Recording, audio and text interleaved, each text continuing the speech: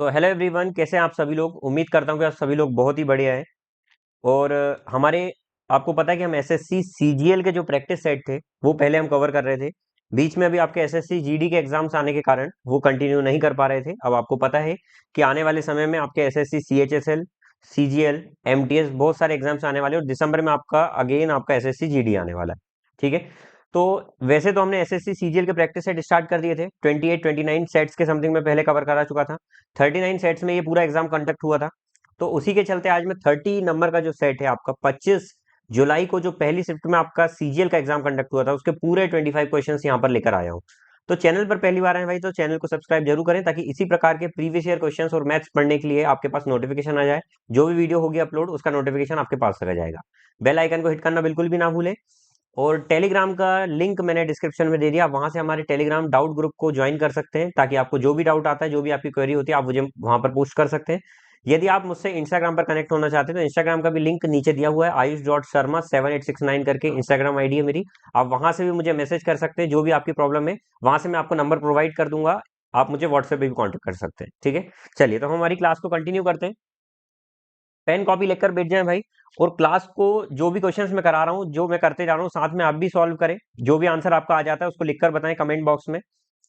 और साथ साथ इसको सॉल्व करते चलें। देखना नहीं है थ्योरी की तरह, क्योंकि मैथ्स जो है वो थ्योरेटिकल सब्जेक्ट नहीं है। मैथ्स थ्योरेटिकल सब्जेक्ट नहीं है, इसको आपको पूरा प्रॉपर तरीके से सॉल्व करना पड़ता है। क्योंकि मैथ्स में आप जितनी प्रैक्टिस लिखकर करते हैं ना, उतनी कुछ में भी नहीं होती। यदि आप चाहते हैं कि आप मैथ्स में अच्छे से परफॉर्म करें, करके आए एग्जाम में, तो आप इसको टाइम बाउंडेशन के साथ सॉल्व करना सीखें। ठीक है।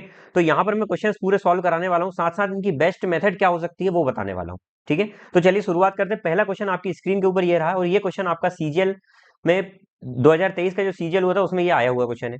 देखिए क्वेश्चन कितना अच्छा है। एक निश्चित राशि पर 6 वर्ष के लिए 12.5% वार्षिक दर से साधारण ब्याज मूलधन से 13,500 कम है। तो साधारण ब्याज ज्ञात करें। सबसे पहले ध्यान से देखिएगा, सिंपल इंटरेस्ट है तो 12.5% का मतलब क्या होता है। 12.5% का मतलब आप बोलेंगे सर हमने पढ़ा था 1/8 होता है।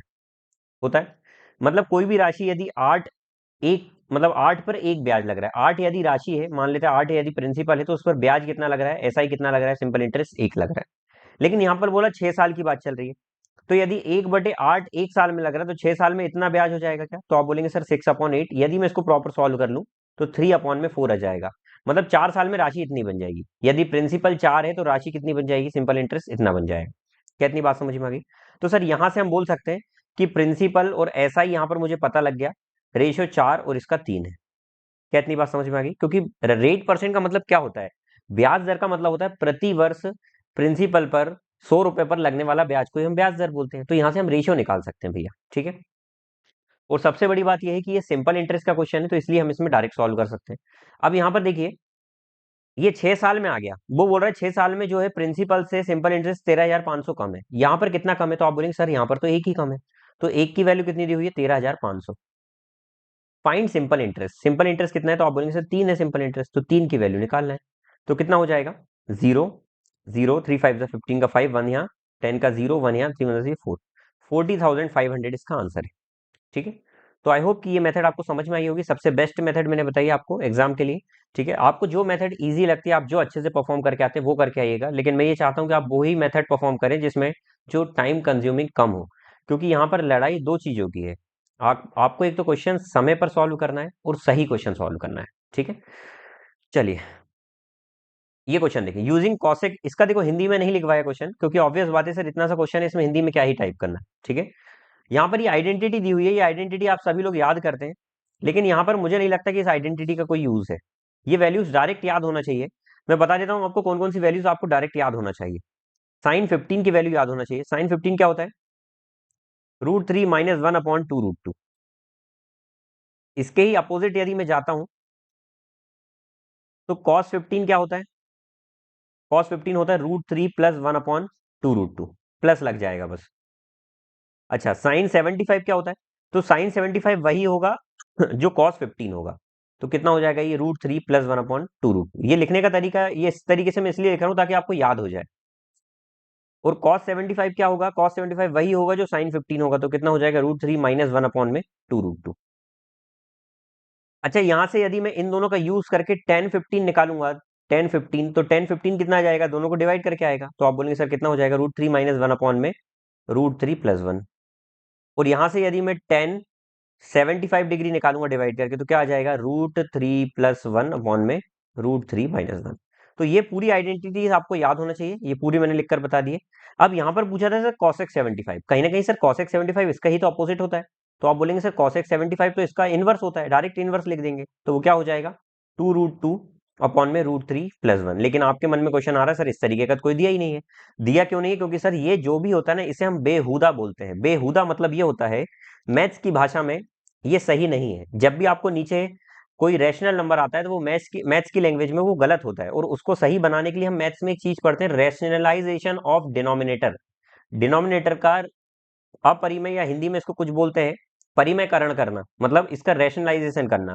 रैशनलाइजेशन कैसे करते हैं कि जो भी संख्या दी हुई है उसके अपोजिट साइन का मल्टीप्लाई करेंगे, ताकि स्क्वायर में ये फॉर्म हो जाएगा। स्क्वायर में कैसे फॉर्म होगा, a+b इंटू a-b होगा, तो यहाँ से रूट हट जाएगा। तो क्या होगा, यहाँ पर लिख रहा हूं मैं, देखिएगा।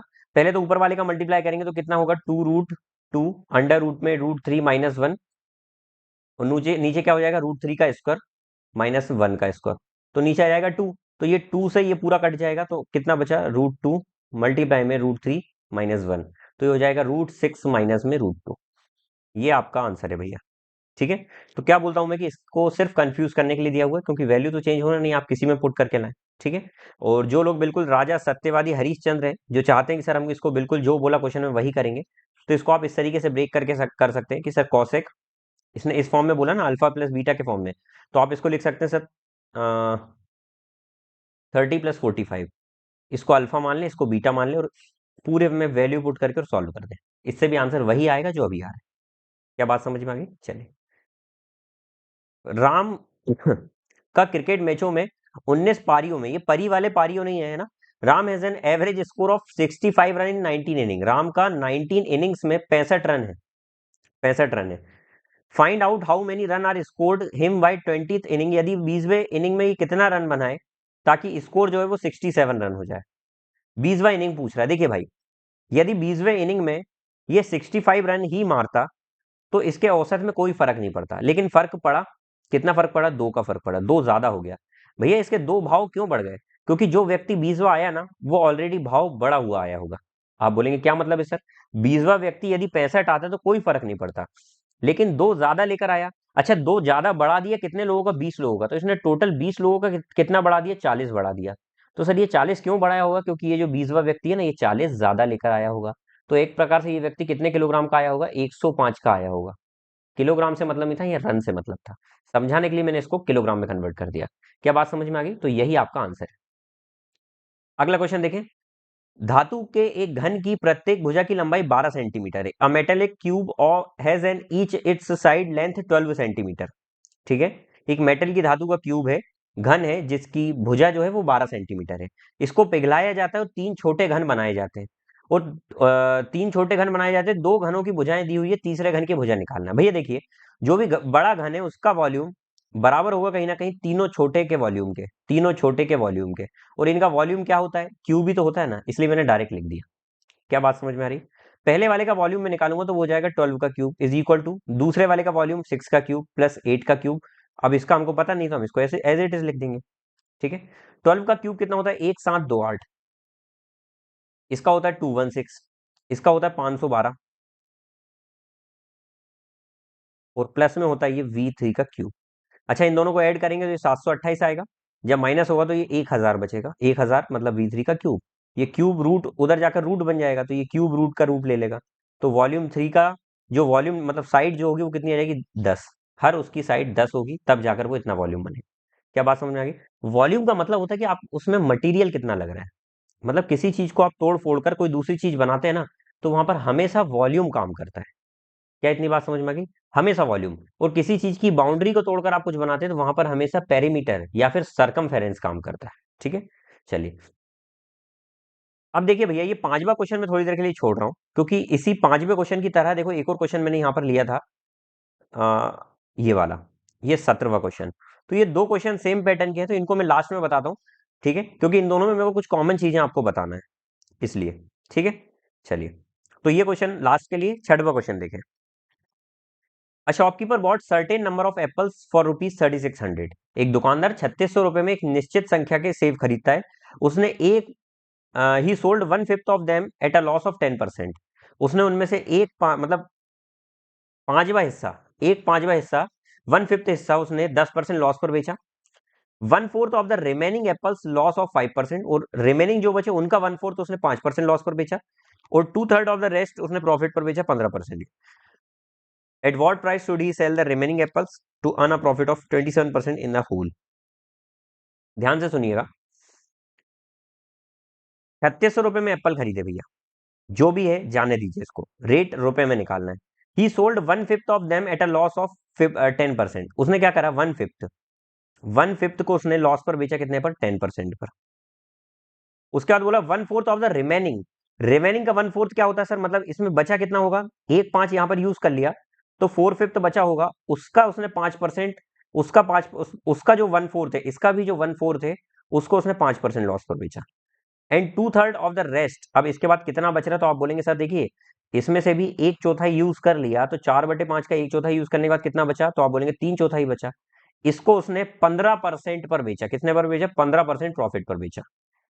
लेकिन अभी भी रिमेनिंग कुछ बच रहा है, अब उसको वो कितने पर बेच दे ताकि इसको ओवरऑल 27% का क्या हो जाए, प्रॉफिट हो जाए। ये आपका क्वेश्चन है। तो इसको निकालने का तरीका क्या हो सकता है, बिल्कुल ध्यान से देखिएगा, हम इसको करते प्रॉपर तरीके से। देखिएगा, मैं बोल रहा हूं, आप इस तरीके से निकाल रहे हैं, 1/5 निकाला, फिर उसके बाद आपने 1/4 निकाला, फिर उसके बाद आपने 3/4 निकाला। तो एक काम करते हैं, इनका एलसीएम ले लेते हैं, ठीक है। तो हम इसमें से कुछ भी ले लेते हैं, मान लेते हैं कि वो जो संख्या है, वो नंबर है, वो 80 है। 80 संख्या है वो टोटल, ठीक है। अब 80 संख्या में से, 80 चीज में से उसने से 1/5 को जो बेचा है ना, 1/5 चीज को जो बेचा है, वो तो 80 की वस्तु है। ध्यान से देखिएगा, है ना, पूरे क्वेश्चन को ध्यान से सुनिएगा, पूरा अच्छे से बता रहा हूं मैं। यहां पर बोला है हमने 80 मान लिया, वो बोला ही sold 1/5 of them at a loss of 1/5, मतलब 80 का 1/5 कितना होगा, 16। उसको इसने, इसको बेचा उसने लॉस, 5% लॉस पर। 5 दिया या 10% दिया, 10% लॉस पर, ठीक है। उसके बाद बोला है 1/4 ऑफ द रिमेनिंग एप्पल। अच्छा, 16 यहां पर आ गया, तो कितना बचा, 64 ना। तो 64 का कितना, 1/4, इसका 1/4 भी कितना होगा, 16 ही होगा। उसने फिर 1/4 को, 16 को कितने लॉस पर बेचा, 5% लॉस पर बेचा। अब आगे आगे क्या बोल रहे हैं, एंड 2/3 ऑफ द रेस्ट। अब देखो 16 दूनी 32 हो गया, तो कितना बचा, 48। अब 48 का टू थर्ड अगर मैं निकालूंगा तो कितना हो जाएगा, 32। इसको उसने बेचा 15% प्रॉफिट पर। तो वो बोल रहा है रेस्ट जो बच रहा है, कितना बच रहा है सर, 16 टू 32, 64, 16 बच रहा है। इस रेस्ट को मान लेते हैं X% प्रॉफिट पर बेच रहा है, तो उसको ओवरऑल जो हो रहा है ना, वो 27% का प्रॉफिट हो रहा है। तो हमको पहले तो एक्स की वैल्यू निकालना है, कितने परसेंट प्रॉफिट पर बेचेगा वो, ठीक है। तो क्या इन सबको मैं रब कर दूं, इन सबको रब कर दूं क्या, ये आ गया होगा आप लोगों को। एक सेकंड ना, ये रब कर देते हैं, देखिएगा। अब यहां पर देखिएगा ध्यान से,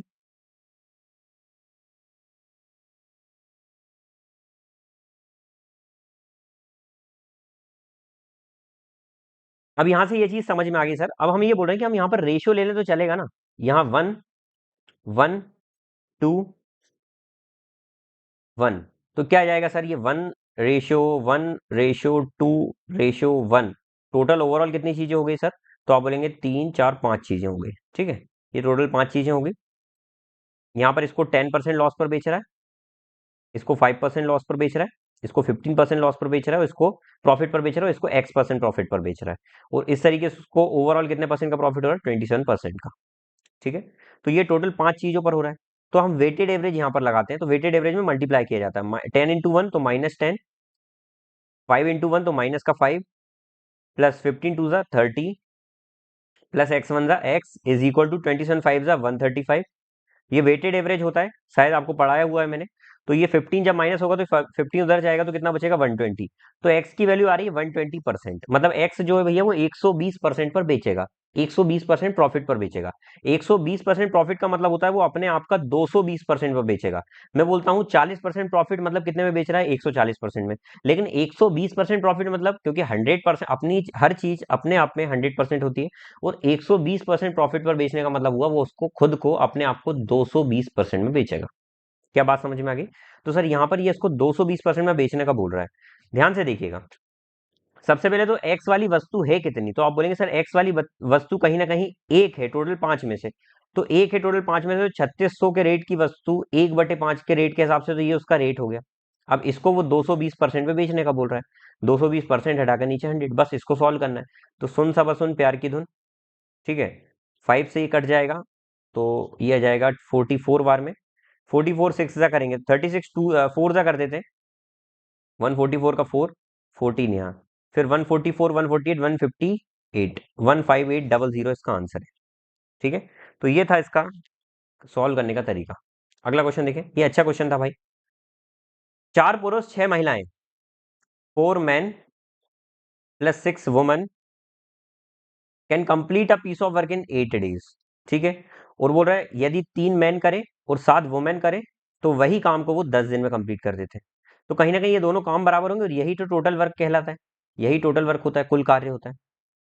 ठीक है, क्या बोला, in how many days 25 women can complete it. तो भैया इसको 25 वुमेन निकालने से पहले हम क्या करेंगे, टोटल वर्क में से 25 वुमेन से करवा देंगे, और यही हमारा आंसर होगा।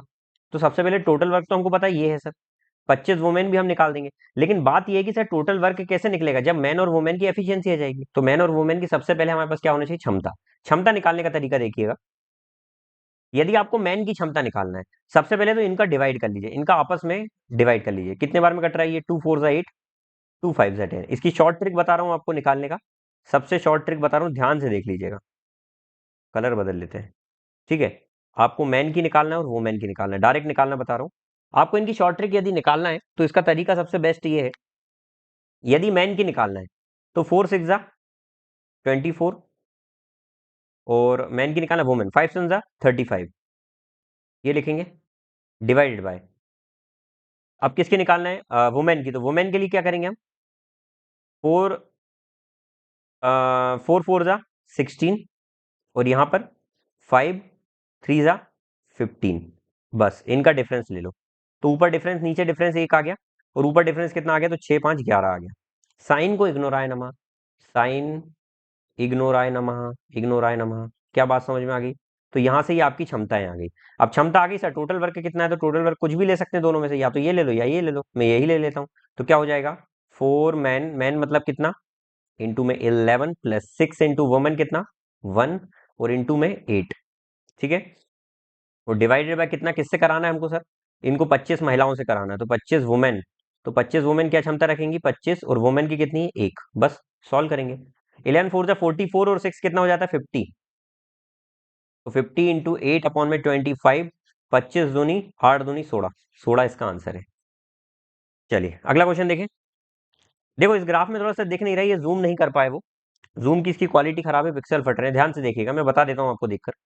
यहां पर क्या बोला है, the following bar graph shown the sales of book in 1000 for 6 branches during 2 consecutive year 18 and 19। 2018 और 19 में 2 सालों में जो ये बुक्स बिकी हुई है उनका रेशियो दिया हुआ है। यहां पर बोला है total sales of 6th branch for both year, 6th branch ये दोनों ईयर की सेल कितनी है, तो सर ये वाला देखना है, ये लाइन और ये लाइन। अच्छा ये लाइन कितनी है, तो आप बोलेंगे सर यहां से देखेंगे हम, तो ये देखेंगे हम, तो ये आ रही है 80, क्या ये 80 जा रही है, तो आप बोलेंगे सर चेक कर लेते हैं, ये 80, हाँ तो ये 80 है भैया, 80 के नीचे 75 होगा।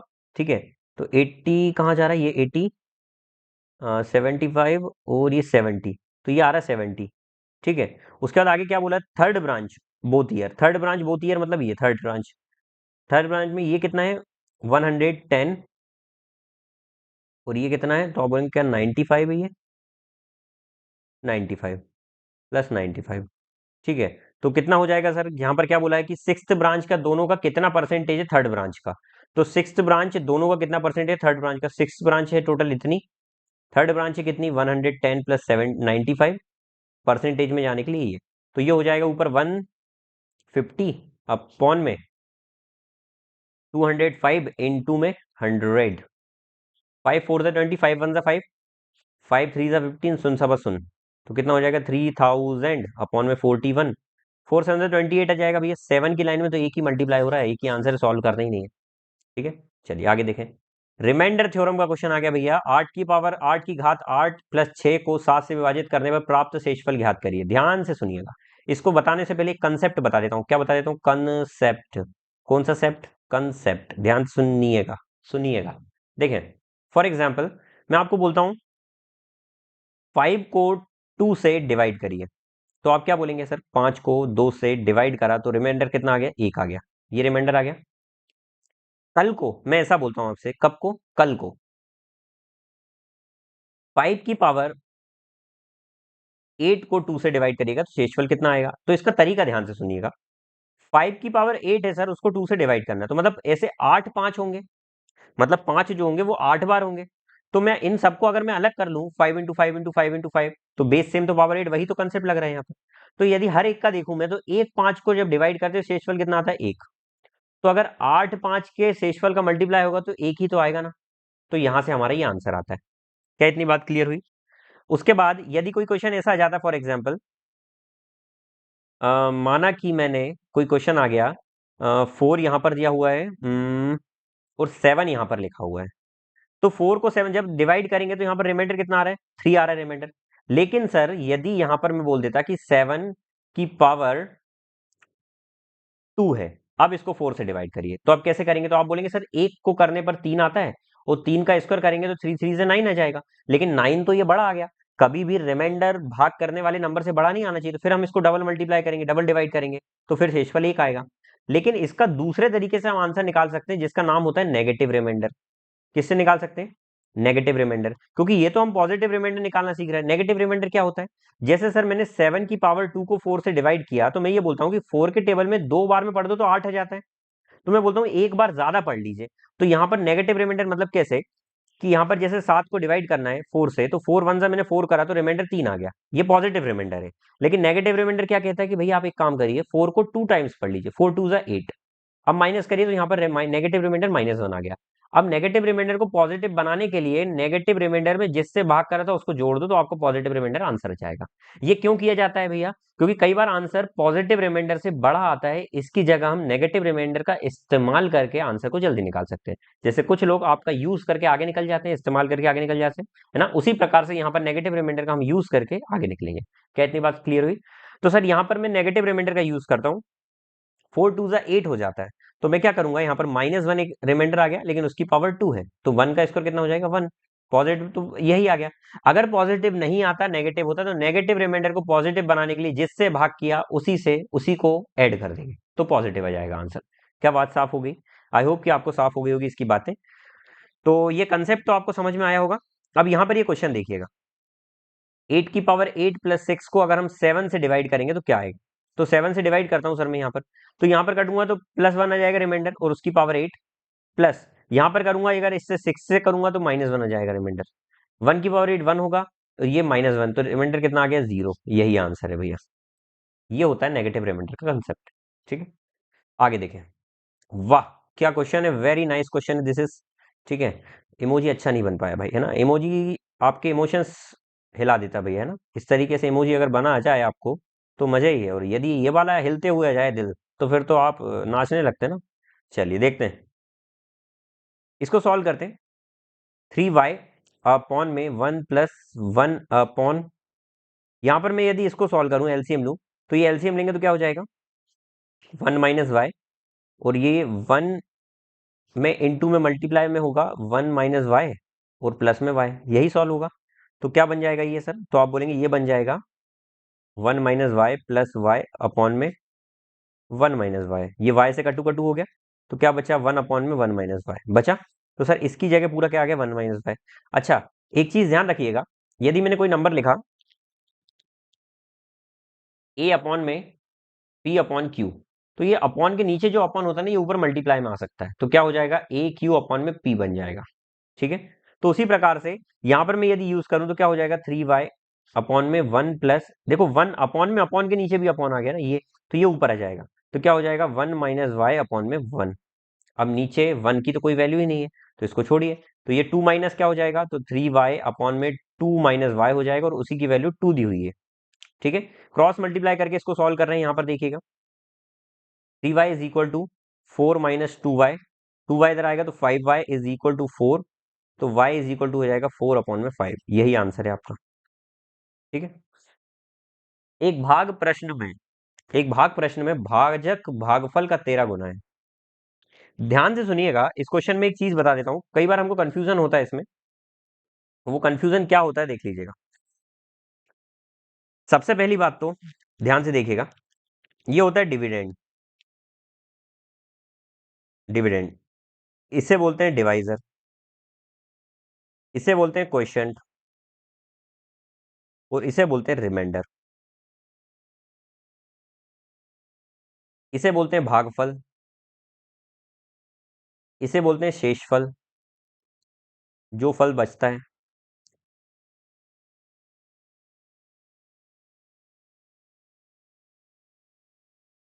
इसे बोलते हैं भाजक, इसे बोलते हैं भाज्य।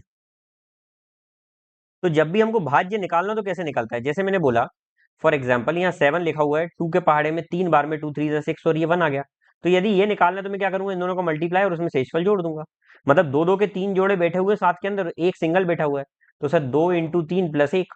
तो यहाँ से जब भी आपको डिविडेंड निकालना हो, जब भी हमको डिविडेंड निकालना होता है तो हम क्या करते हैं, तो आप बोलेंगे सर डिवाइजर मल्टीप्लाई में क्वोशिएंट प्लस रिमाइंडर करते हैं, और यहां से हमारा आंसर आ जाता है। तो इस फॉर्मूले को ध्यान रखिएगा। क्या बात समझ में आ गई? चलिए, इसी फॉर्मूले का यूज करके यहाँ पर क्वेश्चन में क्या बोला है ध्यान से देखिएगा। Divisor is 13 times the quotient. Divisor जो है वो 13 टाइम्स है क्वोशिएंट का, तो क्वोशिएंट यदि 1 मान लिया तो इसका 13 गुना है डिवाइजर, ठीक है। एंड 6 टाइम्स द रिमाइंडर, मतलब जो डिवाइजर है वो 6 गुना है शेषफल का। शेषफल का 6 गुना होने के लिए, शेषफल का यदि इसको 6 गुना करवाना है तो मैं शेषफल को कितना कर दूंगा सर, 13/6 कर दूंगा। तो ये 6 गुना हो गया, तीनों चीजें आ गई। चलिए, हमको निकालना क्या है, बोल रहा है कि यदि रिमाइंडर 39 है, तो सर रिमाइंडर तो हमारे अकॉर्डिंग तो 13/6 आ रहा है, और वो कितना बोल रहा है 39। तो यहां से एक की वैल्यू कितनी आ जाएगी, एक की वैल्यू आ जाएगी 18। एक की वैल्यू 18 आ जाएगी, तो यहां से डिवाइजर कितना हो जाएगा सर, 18 इंटू में 13, ये डिवाइजर हो जाएगा ओरिजिनल। क्वेश्चन कितना हो जाएगा, 1 इंटू 18, तो ये कितना हो जाएगा 18। और रिमाइंडर कितना हो जाएगा, रिमाइंडर तो 39 दिया ही हुआ है एक्चुअल में। तो यदि आपको डिविडेंड निकालना है तो डिविडेंड क्या हो जाएगा, डिवाइजर, मतलब 18 × 13 डिवाइजर है, और इनटू में क्वोशिएंट प्लस रिमाइंडर 39। क्या इतनी बात क्लियर हो गई? 13 यदि मैं कॉमन ले लेता हूं तो अंदर बचता है 18 का स्क्वायर। 18 का स्क्वायर कितना होता है, 324 प्लस 3, तो कितना हो जाएगा 13 इंटू में 327। 13 का मल्टीपल आंसर होना चाहिए भैया, और 13 का मल्टीपल होने के साथ साथ एक चीज और मैं बता सकता हूँ आपको, कि इसमें 7 8 9 3 का मल्टीपल भी होना चाहिए। 3 का मल्टीपल कौन कौन है, 8 4 12 ये भी है, 8 9 10 ये नहीं है, 4 5 4 9 6 ये भी नहीं है। तो दो ऑप्शन में से आप तुक्के लगा सकते थे, लेकिन तुक्का नहीं लगाना है, सॉल्व भी कर देना है। 13 का मल्टीपल ये नहीं है, 13 का मल्टीपल यही है, तो 13 का मल्टीपल एक यही आंसर है, यही आंसर है आपका। देखो, दो डिविजिबिलिटी रूल यहाँ पर दो लगे। कैसे? पहले मैंने चेक किया कि सर ये 3 बैठा हुआ है, इसके अंदर 3 का मल्टीपल ये नंबर है, तो 3 के मल्टीपल चेक करें तो दो ऑप्शन शुरू के कट गए, 3 के मल्टीपल नहीं है, लास्ट के दो ऑप्शन 3 के मल्टीपल है। अब यहाँ पर 13 भी बैठा हुआ है आंसर में, तो 13 सिर्फ देखो, 13 इसको नहीं काट पा रहा, मतलब इसमें 13 नहीं है, तो 13 इसमें है। 13 जिसमें होगा वही आंसर होगा। क्या बात समझ में आ गई? मुझे उम्मीद है कि आपको ये क्वेश्चन भी समझ में आया होगा। अगला क्वेश्चन देखिए। टेन अल्फा दिया हुआ है, सेक अल्फा निकालना है। Tan alpha is equal to 6 दिया हुआ है, sec alpha you have to find out. चलो, टेन का मतलब क्या होता है, परपेंडिकुलर अपॉन में बेस। तो सर बेस 1 है, परपेंडिकुलर ये है, तो इन दोनों की मदद से हाइपोटेन्यूज निकाल सकता हूँ। हाइपोटेन्यूज क्या होता है, अंडर रूट परपेंडिकुलर का स्क्वायर प्लस बेस का स्क्वायर, तो अंडर रूट 37 आपका हाइपोटेन्यूज आ गया। बस। सेक अल्फा क्या होता है, सेक अल्फा होता है सर कॉस का अपोजिट, और कॉस क्या होता है, बेस अपॉन में हाइपोटेनस, तो इसका अपोजिट क्या हो जाएगा, हाइपोटेनस अपॉन में बेस। हाइपोटेनस कितना आ जाएगा, अंडर रूट 37, और बेस कितना आ जाएगा 1, तो अंडर रूट 37 इसका आंसर है। ठीक है।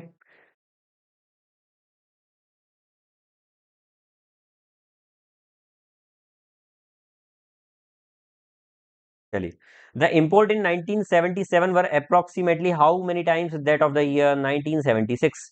जो इम्पोर्ट हुआ 1977 में 3600 रुपए, वो 1976 का कितना परसेंटेज है, कितना परसेंटेज है। जब भी निकालना हो कि मैं तुम्हारा कितना परसेंट है, तो जिसको निकालना हो वो ऊपर, मतलब जिसकी बात की जा रही है वो ऊपर, जिससे कंपेयर किया जा रहा है उसको नीचे। बस यही आ गया। अगर मैंने बोला, यहां पर मैंने लिखा एक नंबर 8 और मैंने लिखा 4, मैंने बोला 8 4 का कितना गुना है, तो आप बोलेंगे किस कौन की बात चल रही है, 8 की, किसका, 4 का। बस, तो कितने गुना है, तो सर 2 गुना है। अगर बोला जाता है कि 4 8 का कितने गुना है, तो आप बोलेंगे सर 4 की बात की रही, 4 ऊपर, जिससे कंपेयर कर रहे हैं उसको नीचे, तो सर 1/2 गुना है, मतलब आधा है। क्या बात समझ में आ गई? तो सर इसी प्रकार से इसको सॉल्व कर देंगे तो क्या हो जाएगा, 9 4 36, 9 3 27, 4/3 का मतलब होता है 1.33 गुना है, 1.33 गुना है। In the following figure there are two circles that touches each other externally. दो सर्कल एक दूसरे को टच करते हैं externally. The radius of first circle with centre P is 25 centimetre, the radius of second circle with centre Q is 4 centimetre. आपको length of direct common tangent निकालना है, इसको बोलते हैं डीसीटी। किसके नाम से जानते हैं? डीसीटी। डीसीटी का मतलब होता है डायरेक्ट कॉमन टेंजेंट, और डायरेक्ट कॉमन टेंजेंट जब दो सर्कल आपस में एक दूसरे को टच कर रहे हो, और उस केस में यदि डीसीटी निकालना हो, किस केस में? जब वो टची टची कर रहे हो, जब वो एक दूसरे को टच कर रहे हो, उस केस में आपको डायरेक्ट निकालने का तरीका क्या है? 2 में R1 R2 अंडर रूट के अंदर। तो यहाँ पर 2 पहले की रेडियस कितनी आ गई 25, दूसरे की रेडियस कितनी आ गई 4, तो आ जाएगा कितना? 2 में 10, तो कितना आ जाएगा 20। ठीक है। अब आपके मन में प्रश्न आ रहा होगा, सर अगर ये दोनों को टची टची नहीं करते तब क्या होता? जब दोनों अलग होते तो ठुकरा कर मेरा प्यार इंतकाम देखेगी, ये कहानी नहीं बनती भाई। इस केस में फिर फॉर्मूला लग जाता। आप क्या करते? D1 का स्क्वायर माइनस में R1 + R2 का स्क्वायर करते, और उससे इस तरीके से निकाल देते। अब दो केस बनते हैं इसमें भी, एक ये बनता है और एक यहाँ पर ये प्लस वाला बनता है। अब आप बोलेंगे सर ये क्या है? ठीक है, ये D आ गया, एक सेकंड ये माइनस ले लेते हैं। अब ये एक ट्रांसफर कॉमन टेंजेंट के लिए होता है, और एक होता है डायरेक्ट कॉमन टेंजेंट के लिए होता है। तो इस तरीके से ये बहुत सारे केस होते थे, मैं आपको आगे डिस्कस करूंगा जब भी इनके क्वेश्चन आएंगे तब। ठीक है, अभी आपको जो बताना था वो मैंने समझा दिया है। चलिए अगला क्वेश्चन देख लेते हैं बहुत अच्छे से। ये देखिएगा भैया, जब भी इसका कंसेप्ट समझ लीजिएगा। मैंने दिया फॉर एग्जाम्पल y+1/y = k दिया हुआ है, और आपको बोला जा रहा है y² + 1/y² निकालिए, तो क्या हो जाएगा? k² - 2। दूसरा, यदि इसकी जगह y-1/y = k दिया होता, और यहां पर बोला जाता है y² + 1/y² निकालिए, तो क्या होता? तो आप बोलेंगे सर ये हो जाएगा k² + 2। अच्छा तीसरा, यदि y+1/y = k दिया हुआ है तो y³ + 1/y³ निकालने का बोल देते, तो क्या हो जाता? k³ - 3k। बस इन्हीं फॉर्मूले पर बेस्ड ये क्वेश्चन है। तो सर यदि आपको दिया हो कि y-1/y = k दिया हुआ है, और आपसे पूछा है कि सर y² + 1/y² क्या होगा, तो सर ये आ जाएगा k² - 2। अब आपको यदि y⁶ निकालने का बोल दिया, y² 6 + 1/y²6, तो क्या करेंगे? पहले तो स्क्वायर करेंगे, पहले इसका स्क्वायर करें और फिर इसका क्यूब कर दें, तो आप अपने आंसर पर पहुंच जाएंगे। क्या इतनी बात क्लियर हो गई? बस तो वही मैं यहाँ पर करने वाला हूँ, ध्यान से घूर कर इस क्वेश्चन को देखिएगा, पूरा अंदर तक उतार दूंगा इस क्वेश्चन को। ठीक है, जैसे गोलियां उतारी जाती है वैसे ही क्वेश्चन उतार दिया जाएगा। तो सर y-1/y दिया हुआ है 4, तो सर y² + 1/y² कितना आ जाएगा? तो मैंने आपको ये फॉर्मूला बताया, देखिए, तो क्या हो जाएगा 4 का स्क्वायर +2, तो कितना हो जाएगा 18। अब y³ निकालना है प्लस 1/y³ निकालना है, तो वो क्या होता है? इसका क्यूब, और किसी भी नंबर का क्यूब करने का तरीका क्या होता है? k³ - 3k, मतलब जो नंबर है उसका क्यूब -3k। तो 18 का क्यूब -3 × 18, 18 कॉमन ले लीजिए भैया, तो 18 का स्क्वायर माइनस में 3। क्वेश्चन को सॉल्व करने का मन इसलिए नहीं हो रहा क्योंकि ये 9 का मल्टीपल है। देखते कौन कौन 9 का मल्टीपल है। 7 2 14 और 4 18, ये 9 का मल्टीपल नहीं है। 9 6 4 10, ये भी 9 का मल्टीपल नहीं है। 7 दूनी 14 और 5 19 और 6 बिल्कुल भी नहीं है। एक ही आंसर 9 का मल्टीपल दिख रहा है भाई, 1927 बिल्कुल यही है। तो यही आंसर है आपका। देखिए तो किस तरीके से मैं आपको मल्टीप्लीकेशन के बेस पर हमने क्वेश्चन को सॉल्व करा, सॉल्व करने की जरूरत नहीं थी। ठीक है, अगला क्वेश्चन देखें। ये क्वेश्चन भी बड़ा अच्छा है भाई, बड़ा सुंदर लग रहा है मुझे ये क्वेश्चन। इसमें कुछ समझाना चाह रहा हूं मैं आपको, ध्यान से देखिएगा। नीचे गए सूत्र का उपयोग निम्नलिखित में से किसकी गणना करने के लिए किया जाता है? अब ये क्वेश्चन थोड़ा सा आपके बुद्धि पर देने वाला है। जो रट्टू तोता बच्चे हैं वो इसमें आउट हो जाते हैं, रटने वाले लोग इसको सॉल्व नहीं कर पाएंगे। ध्यान से इसको घूर कर देखिएगा, घूर कर। तो इसका मतलब क्या है? पाई इंटू डी, मतलब डायमीटर। अच्छा डायमीटर का मतलब तो क्या होता है? दो रेडियस होती है ना, टू रेडियस 2r। तो इसको क्या लिख सकता हूँ? 2r लिख सकता हूँ डायमीटर के इधर पाई। यदि इसको प्रॉपर तरीके से लिखूं तो ये हो जाएगा 2πr। 2πr देखकर दिमाग में घंटी और घंटा दोनों बजना चाहिए। ये कहीं ना कहीं सरकमफेरेंस होता है ऑफ सर्कल का। सर्कल की जो पेरीमीटर होता है उसी का नाम होता है 2πr। ठीक है, तो कहीं ना कहीं इसकी जगह मैं लिख सकता हूं कि सर ये सरकमफेरेंस है। अच्छा सरकमफेरेंस है, तो सरकमफेरेंस का जो कुछ हिस्सा होता है ना, उसी को तो हम आर्क के नाम से जानते हैं। चाप के नाम से जानते हैं। ये जो होता है ना, इसी को हम चाप के नाम से जानते हैं, इसी को हम आर्क के नाम से जानते हैं, ये हिस्सा। तो ये पूरे का ये हिस्सा निकालने का फॉर्मूला यही तो होगा ना सर, कि आर्क कुछ एंगल बना रही होगी, फॉर एग्जांपल अल्फा एंगल बना रही होगी, तो सर आर्क जो है ना वो अल्फा एंगल बना रही होगी टोटल 360 में से, और किसका, सरकमफेरेंस का। तो ये इतना हिस्सा निकालने का क्या होगा सर, इसकी लेंथ ही तो निकालेंगे, तो हम कहीं ना कहीं आर्क की चाप की लंबाई तो निकाल रहे हैं यहाँ से, क्योंकि सरकमफेरेंस का एक हिस्सा ही तो होती है चाप, सरकमफेरेंस का एक हिस्सा ही तो होता है आर्क, तो वही हम निकाल रहे हैं यहाँ पर। ठीक है, क्योंकि रेडियस फालतू बात चल रही है, arc of area of arc नहीं, एरिया तो निकाल ही नहीं रहे। अगर एरिया की बात चलती हुई यहाँ पर ये सरकमफेरेंस नहीं आता, एरिया आता, और लेंथ ऑफ सेक्टर भी नहीं निकाल रहे हैं हम। सेक्टर की लेंथ निकालना दूसरा हो जाता है, हम यहाँ पर लेंथ ऑफ आर्क निकाल रहे हैं। सेक्टर क्या होता है, सेक्टर ये होता है, सेक्टर इसको बोलते हैं। और इसकी सेक्टर की लेंथ कैसे निकल सकती है, आर्क की निकल सकती है। चलिए, ये वो क्वेश्चन आ गया चोर पुलिस वाला, लास्ट में करने का मैंने बोला है। A group of men decided to do a job in 13 days, but 9 men left the work after each day. The work as a result got completed in 16 days. The how many men were initially in the group? Group में initially कितने लोग थे, ये आपको solve करना है। ध्यान से सुनिएगा। मैंने मान लिया कि 13 लोग मिलकर अगर एक्स दिन में काम 13 दिन तक एक्स लोग काम कंप्लीट करते, काम खत्म हो जाता है। इतना ही काम वो बोल रहा है कि पहले दिन तो एक्स लोग कर रहे हैं, अगले दिन एक्स माइनस 9 लोग कर रहे हैं, फिर अगले दिन एक्स माइनस 18 लोग कर रहे हैं, मतलब नौ जाते जा रहे हैं। इस तरीके से 16वां दिन तक ये काम चल रहा है, 16 दिन तक काम चल रहा है। तो भैया ये तो 13x ही है, लेकिन इसको देखकर घंटी बजना चाहिए, ये क्या है, अरिथमेटिक प्रोग्रेशन। अरिथमेटिक प्रोग्रेशन में सम निकालने का फॉर्मूला क्या होता है, एन अपॉन में 2 इंटू में 2a plus N minus 1 into में डी, ये होता है। पुट कर देंगे सर, एन अपॉन में 2 मतलब 16 वस्तुएं अपॉन में 2, 2 इंटू में पहली वस्तु x प्लस एन माइनस 1 मतलब 16 माइनस 1 इंटू में डी, डिफरेंस कितना आ रहा है, नो। बस सॉल्व कर देंगे तो 8 आ जाएगा, 2x प्लस 59 से 135 हो जाएगा, और इक्वल टू में बचा 13x। 8 टू जा 16, तो 13x is equal to 16x plus 135 into 8 होगा तो कितना हो जाएगा, 7 4 280 और 800 1080।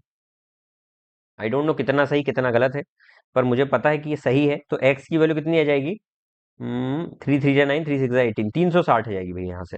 तो x की वैल्यू 360 आ जाएगी यहाँ से। ठीक है, अब आप बोलेंगे सर आंसर तो यहाँ पर माइनस में आ रहा है। माइनस में आने का मतलब ये है भैया कि हर दिन कुछ लोग जा रहे हैं।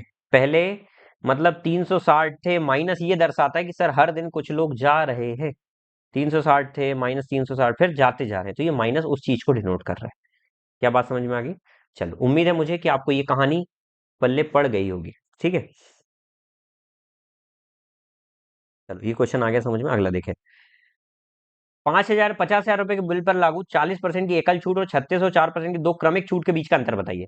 भैया एक बार छूट दी रही 40% की, दूसरी छूट दी जा रही है 36% और 4% की। भैया तो ये तो ओवरऑल 40% है, यदि इसमें मैं निकालूंगा तो इसका डायरेक्ट डिफरेंस निकालने का तरीका हमको पता ही है। आप इसमें X plus Y minus X Y upon 100 लगा सकते हैं। ठीक है, तो ये हो जाएगा 40, क्योंकि एक्स होगा 36 और 4 40, माइनस में 36 इंटू 4/100। ठीक है, तो कितना हो जाएगा, कहीं ना कहीं डिफरेंस यही क्रिएट कर रहा है ना, क्योंकि 40% तो दोनों ही है। तो ये कितना हो जाएगा, माइनस का 1.44%, किसका, 50,000 का। बस तो यही निकालना था, इसको ही निकालना था, निकाल लेते हैं। तो 50,000 का, इसको करने का दूसरा तरीका बताता हूँ भाई, ये सही तो तरीका सही है, क्योंकि ये देखिए 144 हो रहा है, 1.44%। तो 50,000 का 1.44% निकालने में आपको तकलीफ ना हो बस, तो 1.44% हटाकर नीचे 100, इसको हटाकर और 2 जीरो, तो 1 2 3 4 1 2 3 4, 144 5 से कितना हो जाएगा, तो 220 और 500 तो 720, चाची 720, 420 नहीं 720। ठीक है, अगला क्वेश्चन देखें, राजू और रजत एक साथ कार्य करते हुए कार्य को 5 दिन में पूरा कर लेते हैं। राजू राजू और रजत कार्य को 5 दिन में एक साथ पूरा कर देते हैं। राजू अकेला इस काम को 7 दिन में करता है, तो रजत कितने दिन में करेगा। तो रजत से यदि काम निकालना है तो भैया डायरेक्ट इसका फॉर्मूला आपको पता है, इन दोनों का मल्टीप्लाई ऊपर किया जाएगा और दोनों का डिफरेंस नीचे लिया जाएगा। यही तरीका तो आपको बताया मैंने। तो 35/2 हो जाएगा 17.5, इसका आंसर है। ये शॉर्ट ट्रिक आपको बताई हुई है, जिनको शॉर्ट ट्रिक नहीं आती वो ध्यान से देख लीजिए। कि सर यदि मैं बोल रहा हूँ कि दोनों भैया, राजू को R1 मान लेता हूँ, एक और रजत को R2 मान लेता हूँ। राजू भैया एक ये 7 दिन में कर रहा है, ये 5 दिन में कर रहा है, मैं टोटल वर्क 1 मान लेता हूँ, तो सर इन दोनों की क्षमता कितनी हो जाएगी? 1/5। इनकी क्षमता हो जाएगी 1/7। तो सर एक काम कराना है किससे? सर किससे कराना है? ये जो दूसरा वाला बच रहा है उससे। तो वो काम कैसे आएगा? टोटल 1/5 में करते हैं, लेकिन हमको 1/7 माइनस करेंगे तब तो आएगा ना। तो इसका आंसर कितना आ जाएगा? 7 इंटू में 5 अपॉन में 7 माइनस में 5। इसको सॉल्व करके आंसर आएगा। चलिए अगला क्वेश्चन देखें। कुल टॉफियों में से 1/10 खराब हो जाती है, शेष का 35% एस को दिया जाता है, और कुल टॉफियों का 1/8 एन को दिया जाता है। ध्यान से देखिएगा, मैं बोलता हूं 80 टॉफी मान लें क्या? आप बोलेंगे 80 क्यों? क्योंकि देखो 1/10 आ रहा है। 35% का मतलब क्या होता है? 35% का मतलब होता है 7/20। तो 20 आ रहा है फ्रैक्शन में, 8 आ रहा है। तो आप मानते हैं 160 मान लेते हैं, 160 मान लेते हैं। 160 में से 1/10 वेस्ट हो जाती है। 1/10 वेस्ट मतलब 16 वेस्ट हो जाती है। 35% ऑफ द रेस्ट, अब इसमें से 16 यदि मैं माइनस कर दूंगा तो उसका 7/20, 16 यदि इसमें से माइनस करूंगा मैं तो कितना आ जाएगा? तो 144। 144 का 7/20 निकालना है, ठीक है। तो 144 का 7/20 मतलब 35%। यहां पर क्या की जा रही है? एस को दी जा रही है, ये एस के पास है। उसका क्या पूछा जा रहा है? 1/8 of the total are given to N. Total का 1/8 एन को दिया जा रहा है। एन को टोटल का 1/8, तो टोटल का 1/8 कितना हो जाएगा? 20। 20 एन को दिया जा रहा है, ठीक है। If toffee of N are 10 more than wasted toffee, तो वेस्टेड टॉफी और एन में अंतर 4 दिया हुआ है, और वो बोल रहा है 10 ज्यादा दी जा रही है, तो 4 की कीमत 10, तो 2 की कीमत कितनी आ जाएगी? 5। क्या बोला जा रहा है? एस के पास कितनी टॉफी है? तो एस के पास कितनी टॉफी है सर? तो एक की वैल्यू तो आ जाएगी यहाँ से कितनी, डायरेक्ट निकाल लो ना भाई। 5/2, 5/2। तो हमको इतने की वैल्यू निकालना है, तो क्या करेंगे? 144 इंटू में 7/20 और 5/2 का मल्टीप्लाई।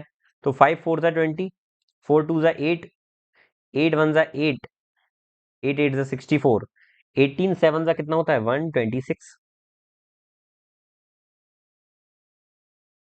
126, 7 8 ज़ा 56 और 70। आगे क्वेश्चन देखें। एक मैदान में 150 मीटर लंबा और 150 मीटर लंबा, 150 मीटर लंबा और 80 मीटर चौड़ा है। इसका परिमाप विकर्ण की लंबाई का कितने गुना होगा? इसका परिमाप, तो इसका परिमाप निकालेंगे तो perimeter 2 into L plus B होता है।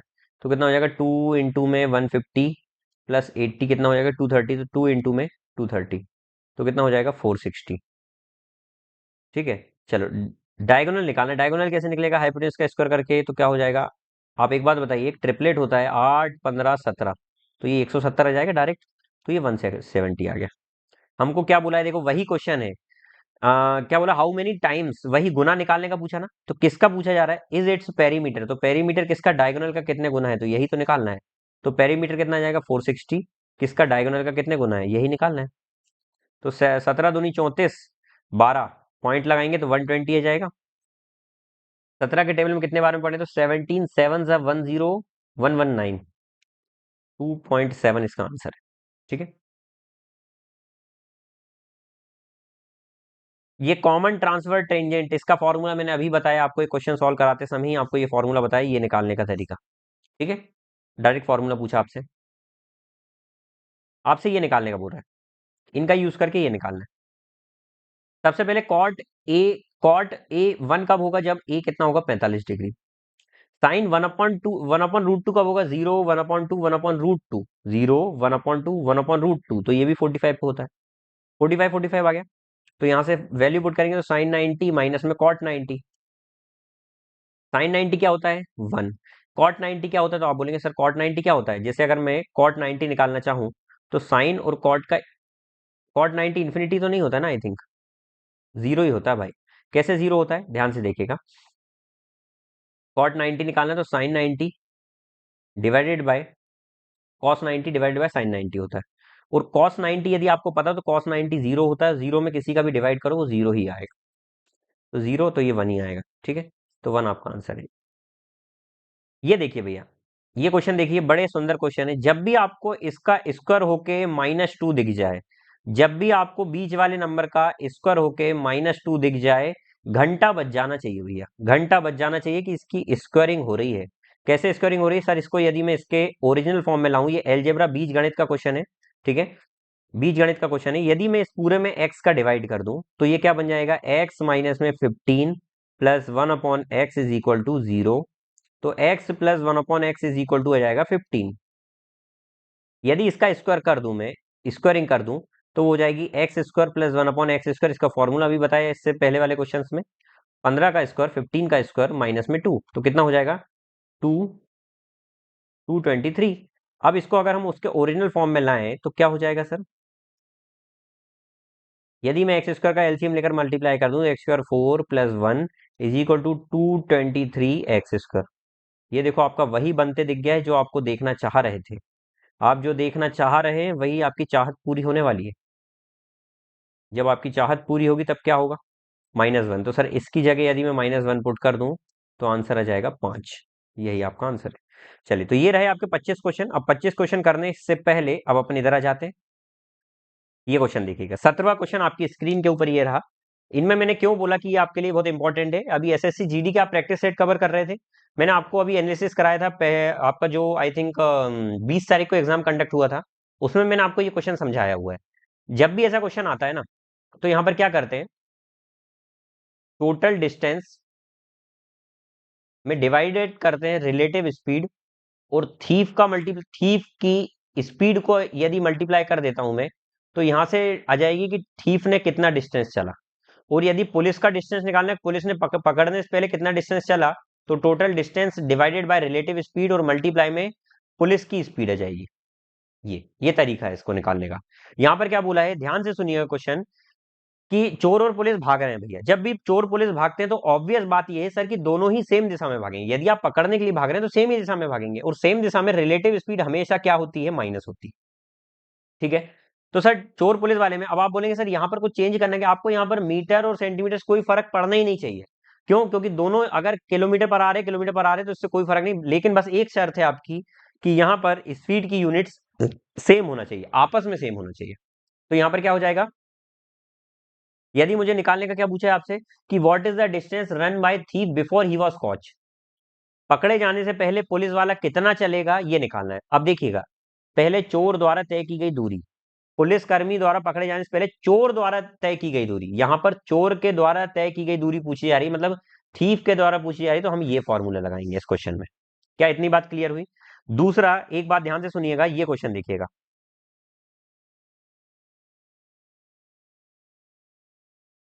कहां गया भाई, ये क्वेश्चन देखिएगा, then the thief would be caught at a distance of, तो चोर कितनी दूरी पर पकड़ा जाएगा।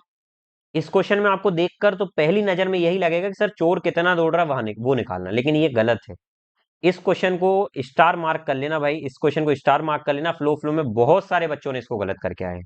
ठीक है, इवन मेरी भी बात करूं तो मैं भी अगर इसको ध्यान से नहीं देखूंगा तो कंफ्यूज हो जाऊंगा। क्वेश्चन में बोला है कि चोर कितनी दूरी पर पकड़ा जाएगा। चोर कितनी दूरी पर पकड़ा जाएगा मतलब ये है भैया कि पुलिस वाला मान लो यहाँ से 600 मीटर पहले से था यहाँ पर पुलिस वाला, और चोर यहाँ था, थीफ थीफ मान लो यहां जाकर पकड़ा गया, तो थीफ ने चली ना ये दूरी, तो लेकिन जो अपने को जब ये पकड़ा जाएगा तो हम किसकी नजर से देखेंगे, पुलिस वाले की नजर से।